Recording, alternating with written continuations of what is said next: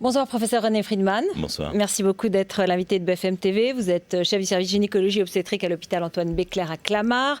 Très connu parce que vous êtes le papa du premier bébé éprouvette en 82. Vous avez depuis réalisé de nombreuses prouesses scientifiques. Et aujourd'hui, vous êtes l'homme du jour, parce que c'est pas seulement le grand médecin que j'accueille, mais aussi un grand communicant, parce que vous révélez une prouesse scientifique le jour où on discute des lois de bioéthique contre lesquelles vous voulez un petit peu protester, parce que vous les trouvez un peu trop frileuses. D'abord, ma première question, comment va le petit Oumoud Talla ? Il va bien, il va très bien. C'est un beau bébé, bien accueilli, entouré. Entouré de sa famille, entouré de ses frères et sœurs. Famille, il est rentré effectivement avec son papa et sa maman, retrouver son frère et sa sœur. Et puis les grands-parents, parce qu'on a tout fait pour que les grands-parents puissent venir rester s'occuper des enfants malades le temps que la maman accouche à la maternité, pour qu'on puisse prélever les sangs du cordon, puisque c'était ça l'objectif. Et donc on a fait faire... Toute la famille est réunie maintenant. Alors, je sais que vous n'aimez pas l'expression du bébé médicament. Pas du tout. Alors, pourquoi ? Et quelle expression utiliserez-vous aujourd'hui en nous expliquant exactement ce que vous avez accompli ? Eh bien, parce que le mot bébé médicament a une connotation d'utilisation de l'enfant. Bien sûr, ça devient un enfant objet. Ce qui avait été proposé au moment de la loi, puisque c'est quand même une technique qui a été discutée déjà par le Parlement, qui a été votée, qui a eu des décrets d'application que nous avons suivis, c'est le bébé du double espoir, c'est-à-dire un bébé qui a un espoir pour lui-même d'être indemne d'une lourde maladie, en l'occurrence ici ce qu'on appelle la bêta-thalassémie, que ont ses frères et ses sœurs et qu'il risquait d'avoir. Et d'autre part, un autre espoir qui est qu'on puisse utiliser les cellules du sang du cordon au moment de sa naissance, c'est-à-dire les cellules du placenta, c'est pas lui, c'est le placenta, n'est-ce pas ? Mais compatibles, parce que nous avons tous un groupe sanguin et un groupe tissulaire, et même au sein d'une même famille, ce n'est pas interchangeable. En un mot, ni son frère ni sa sœur ne peuvent bénéficier d'une greffe de cellules souches qui serait soit en banque, soit dans la famille.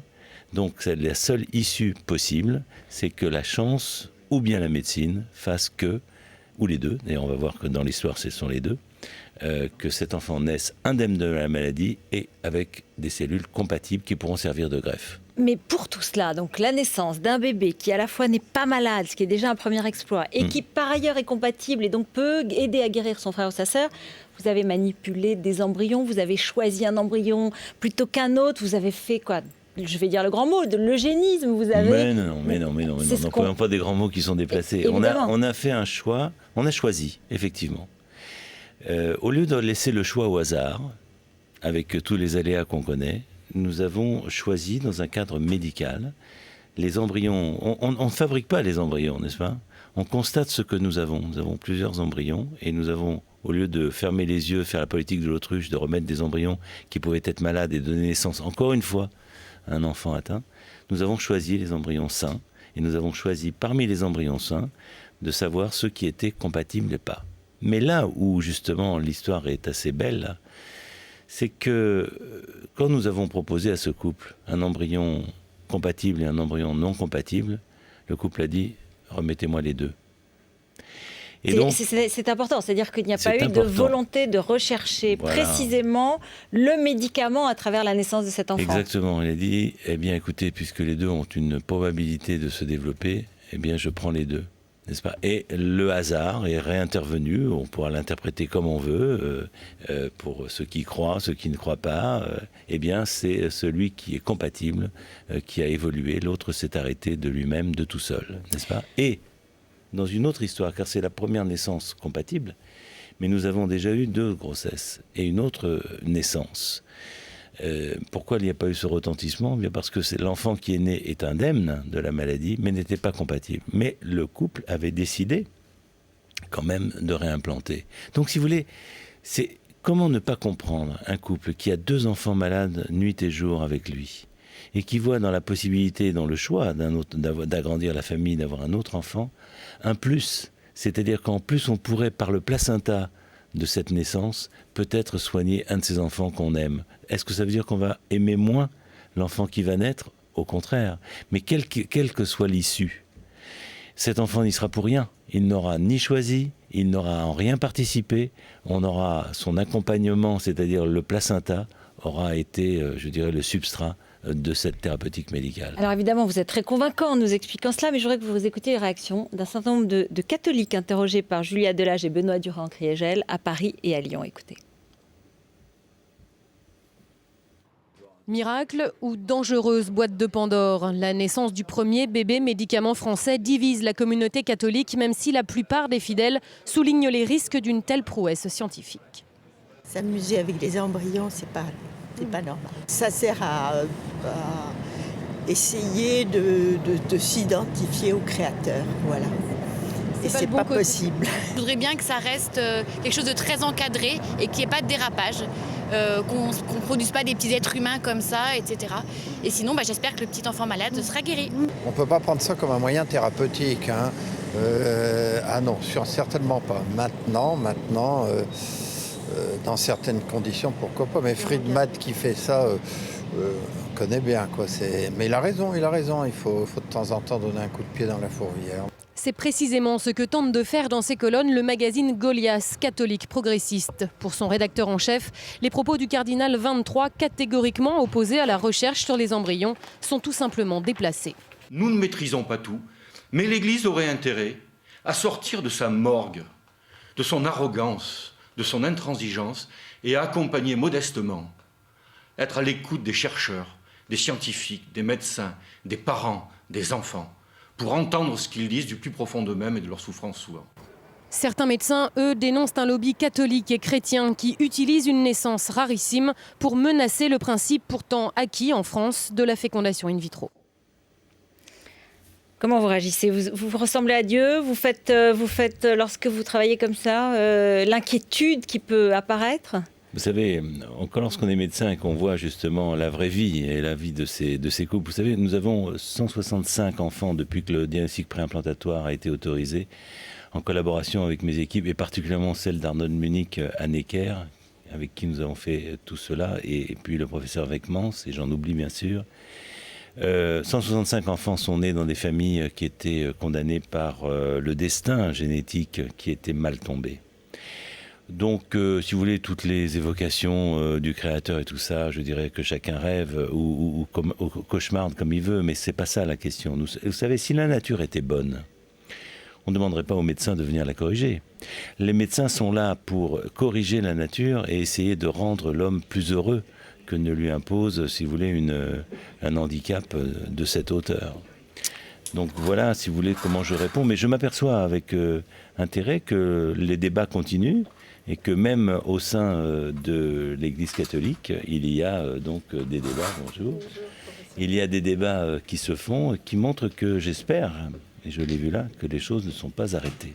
Alors, vous avez salué l'arrivée de Christine Boutin, qui est aussi qui est présidente du Parti chrétien-démocrate et qui est très soucieuse évidemment de la vie humaine, qui s'est souvent illustrée sur ces questions de bioéthique, et qui est plutôt méfiante ou inquiète de cette prouesse scientifique. D'abord, je suis admiratrice de la prouesse technique, parce que franchement, scientifiquement, on ne peut que saluer cela. Mais c'est vrai que ça pose des problèmes éthiques majeurs et que je pense que la réalisation de cet enfant, ce bébé médicament, qui est autorisé par la loi... Dites un bébé double espoir. Oui, c'est mieux pour vous, mais pour moi, c'est le bébé médicament. Et c'est comme ça qu'il avait été appelé. Souvenez-vous des débats à l'Assemblée nationale, c'était le bébé médicament. Eh bien, pose un problème de la finalité de l'homme. Et donc, moi, je pense que philosophiquement, la question se pose aujourd'hui. Et ce n'est pas un jugement sur ce qu'a fait le professeur Friedman, mais de savoir si véritablement la dignité de l'homme, elle est, quelle que soit sa finalité, ou si au contraire l'homme devient un instrument au service d'un autre. C'est la question de fond. Donc est-ce qu'on abandonne notre tradition des droits de l'homme de 1789, humaniste, profonde, respect, ou alors on va vers une conception de l'homme beaucoup plus utilitariste. Ça vous dépasse. Le professeur Axel Kahn a dit une chose très vraie. Il s'agit maintenant aux politiques de définir quel genre d'humanité il faut décider. C'est essentiel. René Friedman. Je connais quand même certains qui sont venus sur Terre pour sauver le monde. Ici, celui-ci vient pour sauver son frère et sa sœur. C'est plus restreint. Pas le monde, oui, c'est plus restreint. Mais quand même. c'est quand même dans le même genre d'idée, c'est-à-dire d'une générosité qui ne lui coûte guère, puisque, encore une fois, on s'intéresse à son placenta, et que sa personnalité, je dirais comme nous sommes tous, des êtres humains qui sommes venus au monde avec des désirs d'être nous-mêmes, mais aussi peut-être de remplir des vides, des projets, des sujets qui nous ont plutôt portés et qui sont plutôt positifs. Je pense que moi, ce que j'entends dans vos interrogations et dans les interrogations de ce qui ont eu lieu, c'est surtout la crainte de franchir d'autres étapes, si vous voulez. Ici, nous sommes dans quelque chose qui est médical, qui est grave, qui est cadré, qui est encadré. Et je dirais, alors, on ne peut pas toujours bloquer ce que nous faisons en se disant « mais ça pourrait dériver pour n'importe quoi ». Effectivement, ça peut dériver pour n'importe quoi, et le monde est là pour nous le prouver. Mais nous avons aussi la chance en France d'avoir une réflexion justement éthique qui donne des limites. Et là, dans ce cas-là, que chacun ait sa conviction. Nous avons déjà discuté, comme je le disais, nous faisons même un livre ensemble. Donc, ce qui montre bien j'apprends cela ce soir. Donc, nos différences et en même temps notre dialogue. Je pense que beaucoup de gens d'ailleurs sont dans ces incertitudes-là ou dans ces certitudes. Mais nous cherchons à faire, si vous voulez, le bien des uns, pas aux dépens des autres. Et il faut bien analyser ce cas, nous n'avons plus le temps. Mais voilà, qu'est-ce qui est vraiment en jeu ? Qu'est-ce que risque cet enfant ? Pour moi, il ne risque que d'être accueilli. Sur le plan du psychisme de cet enfant, vous n'avez pas d'inquiétude. Il ne sera pas lourdement, porteur de ses destins. Peut-être qu'il est positif, peut-être que ça peut être quelque chose qui lui apportera. Quand vous arrivez dans une famille dans laquelle il y a déjà des enfants handicapés, ou bien il n'y a pas de père, ou bien il y a une difficulté, ou bien il y a ceci, ou bien il y a cela, vous avez une histoire familiale que vous endossez. Donc bien sûr, il va endosser une histoire familiale, mais de lui-même, on pourra lui expliquer. Je pense qu'il faut même, et ça a déjà commencé, pour que le discours soit très clair et très transparent, qu'il n'a pas fait de choix, on s'est occupé de son placenta, je dirais, et en plus, dans le cas présent, la mère avait un embryon qui était compatible, un embryon qui ne l'était pas, et elle a dit, mettez-moi les deux. Et donc, qui est-ce qui a tranché ? Je vous pose la question. Moi, oui, écoutez, je ne vais pas rentrer dans cette question parce que ça pourrait nous emmener trop loin. Ce que je voudrais vous poser comme question, vous me parlez du placenta, moi je ne suis pas scientifique, mais il y a combien de naissances en France par an ? 800 000 Oui. Hein ? Pourquoi est-ce que on ne donne pas les moyens pour faire en sorte que tous les placentas et tous les cordons ombilicaux des naissances soient stockés et analysés pour voir quand ils sont compatibles ? Auquel cas, vous n'auriez pas besoin de créer un enfant avec une finalité comme celle que finalité thérapeutique. Je ne crée personne, mais si vous voulez, pour répondre à votre question, je n'ai pas créé un enfant. Je veux dire, mais vous avez sélectionné. J'ai choisi un enfant indemne d'une maladie, ce que la médecine fait souvent. Mais je suis d'accord avec vous sur le point que nous participons et nous voulons participer à la création des banques publiques de sang du cordon. Il est évident, encore une fois, il faut le savoir, s'il y avait une autre solution plus facile, soit d'une banque du cordon, soit de quelqu'un de la famille, oui, mais c'est pas toujours le cas. Et c'est pour ça que cette histoire est assez exceptionnelle, mais elle est symptomatique et symbolique de ce que nous pouvons faire dans un cadre tout à fait transparent. Quand vous entendez parler d'eugénistes altruiste, vous vous dites vraiment... C'est la phrase d'Axel Kahn.